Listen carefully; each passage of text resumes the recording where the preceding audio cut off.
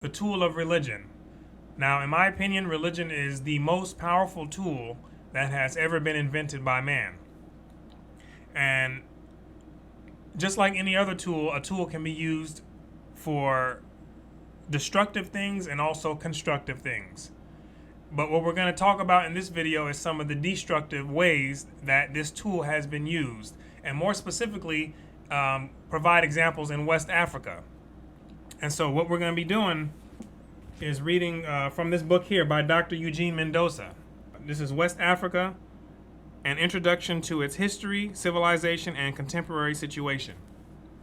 And Dr. Eugene Mendoza is a student from Cambridge University, and he went and did many trips over there in Africa and lived among the people and examined exactly how it worked and talked to many of the elders and talked to many of the people who were over there so he can get much insight on how it's working. So let's get into this book and let's see what we can unveil. Myth in West African religion acts as a legendary injunction to establish and maintain the moral order.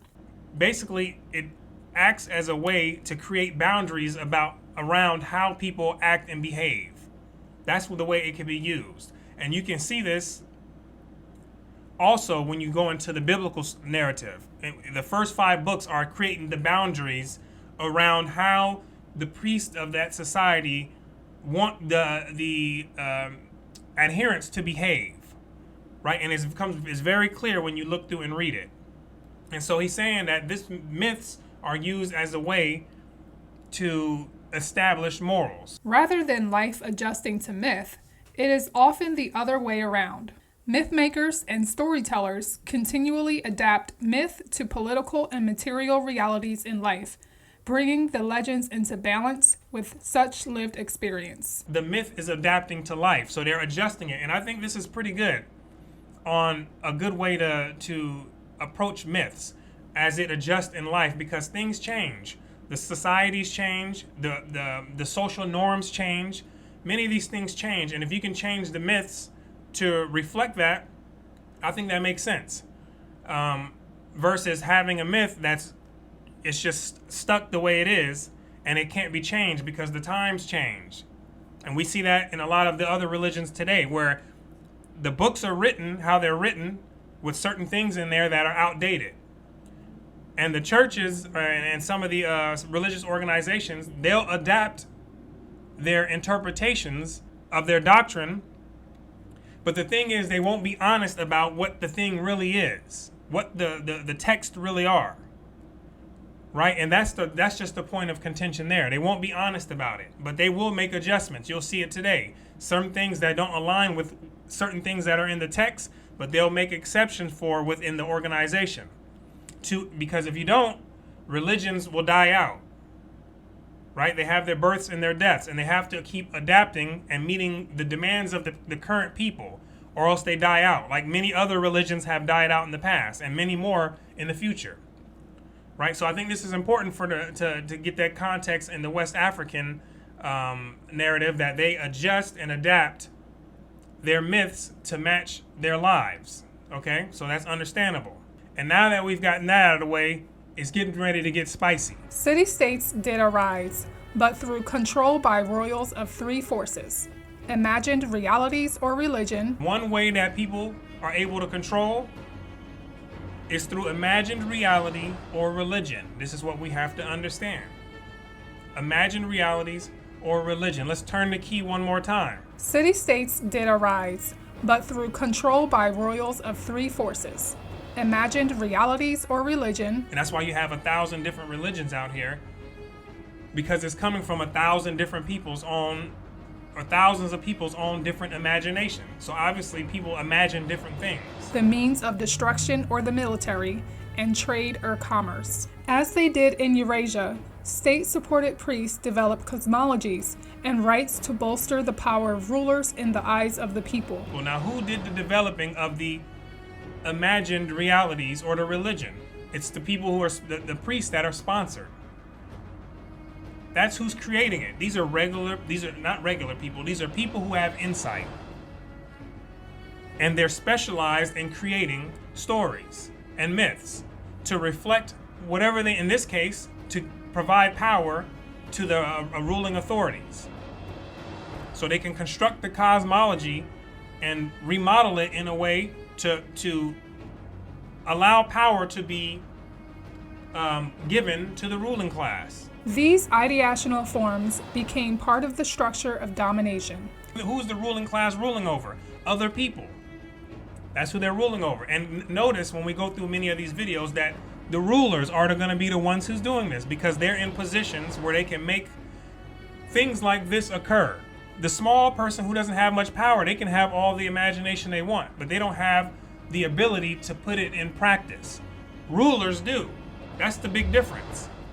And when a ruler gets a characteristic and a trait of greed or any one of those selfishness, if that is an expression of those rulers, then they find ways to allow that characteristic to express. Ritual centers such as Ile Ife and Yorubaland became focal points of ethnic unity and housed a priesthood charged with the role of creating and maintaining social cohesion through a shared theology. So they had a specific area in Yorubaland where they housed the priests. The priests are sticking together and they spend most of their time they're constructing it, just like any of you guys who work in corporate. You get together, you have meetings, you're working towards a common goal. This is the same thing that the priests are doing. Working together towards a common goal. How do we construct it to where it makes sense? These are highly intelligent people when it comes to constructing myths. So it is with many of the other religions. They're highly intelligent people in myth making. The king also kept many diviners and priests who maintained mytho-ritual linkage with the earth and the ancestors, using traditional animist means of communicating with the spirit world. Such magico-religious activities gave supernatural backing and therefore legitimacy to the king's claim to rule. Now it says the king kept many, not some and not a few. He kept many of the diviners and also the priest, because he's using them as a tool. A tool to do what? For him to set himself up to rule, right? So it says communication through the spirit world as well. When we go back, it says that he's using them to create these mytho-ritual links from the earth to the spirit realm and using these communications to the spirit world. Now let's find out a little bit more about these communications to the spirit world. Divination is a means of contacting the spirit world. There are two main forms, mechanical and by possession. In its mechanical form, diviners use some physical means to ascertain messages from the occult realm. They throw lots, read the movements of animals in the sand, or interpret sequences of code objects. There are many ways diviners do this in West Africa, but the end result is the receipt of a message from the divine world to instruct the living how to act. Possession has the same end, but the method involves a spirit entering the body of the diviner. In a trance state, the diviner then communicates with living clients. Right, so we see that there's two ways where there's communication to the spirit world. One is saying that it's casting lots and also checking, observing the movement of animals, and then from there determining a certain message that's supposed to be received off of that observation. Okay, then you have the possession, where it's supposed to be letting some entity or some being take hold of the vehicle. And from there, it's supposed to be able to deliver some message. In mechanical divination, elders could manipulate the outcome of oracular sessions so that their innovations appeared to come from the ancestors. Using Vugung, divination among the Sicela, it became possible for an elder to present new ideas as sacred, as the pronouncements of the ancestral spirits. That's what the elders are doing. Who are the elders? Well, here we go, leaders of the communities again. The elders are taking that and they're manipulating. The ones who have that manipulative type of energy on them and characteristic on them, they're doing that. Religious ideas can be useful to politicians. I bet they can be. I'm quite sure that they can be, right? Absolutely they can be. Politicians who have their hands greasy like this, obviously, and they're not trapped into the doctrine. Obviously they can rub their hands like, yep, I know I can use this. Let's find out. Most systems of social control and political power reinforce the mandates of political leaders We've seen them do this throughout the world, right? They came and did it in the Spanish Inquisition during slavery over here in the United States. Even over here in West Africa, when you're doing it to people who are within their own tribes, you're using it as a form of social control. Why? Because it works. Why does it work? Because people are susceptible to it. A form of social control by the politicians. Greasy hand politicians. Right? We got this thing. Hands are super greasy. Right? Most systems of social control and political power reinforce the mandates of political leaders with religious precepts. You can take pieces of religious scriptures, use that to reinforce whatever ideology it is somebody has. You can find it in there. Believe me, you can. You can find it in there to reinforce whatever it is. You want to reinforce slavery, you can find things. Right? You can find things. They found a way. Obviously, the Pope, with the papal bulls, he was able to find reason to justify slavery because it's throughout the text and the biblical text. Right? Slaves obey your master. That's one of the scriptures. You can find it, pull it out, and reaffirm whatever it is objective you have on your mind. Because when they had written many of those texts, especially the biblical one, it's very vague to where it can be applied to many different scenarios, which makes it a great tool, especially when you introduce "and God said." Powerful tool, right? Powerful tool for the greasy-handed, right? Hands are super greasy, you know? So this is interesting to see. It's very interesting to see and to take note of, because it's important to see how you can use these systems as a tool of oppression. And it's not that everybody's going to use those tools in that fashion, but the point is that show that it's been used in many different cunning and manipulative ways. And this just shows an example. We can go through many different other civilizations to show the same exact type and form of use. You just see it repeated just with different people from different ethnicities and backgrounds. And so, like I said, this is not to say that all the people in West Africa are using it to manipulate, but it's a lot of it that was happening, right? Enough for him to take note in various parts in this book here, right? It's a pretty thick book, so various parts. Now, I always had some inkling about there's something funny and fishy about the religion business, asking questions and not getting proper answers growing up.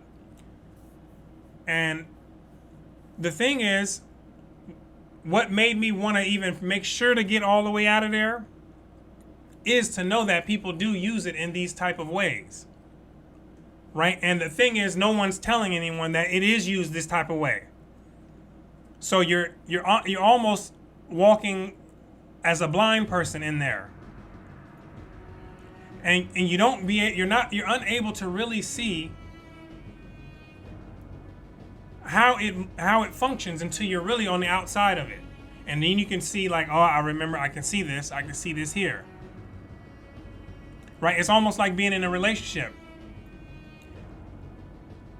Sometimes when someone's telling someone in a relationship, like, oh, that person doesn't love you, or that person is doing some funny stuff, the person in the relationship may not be able to see it.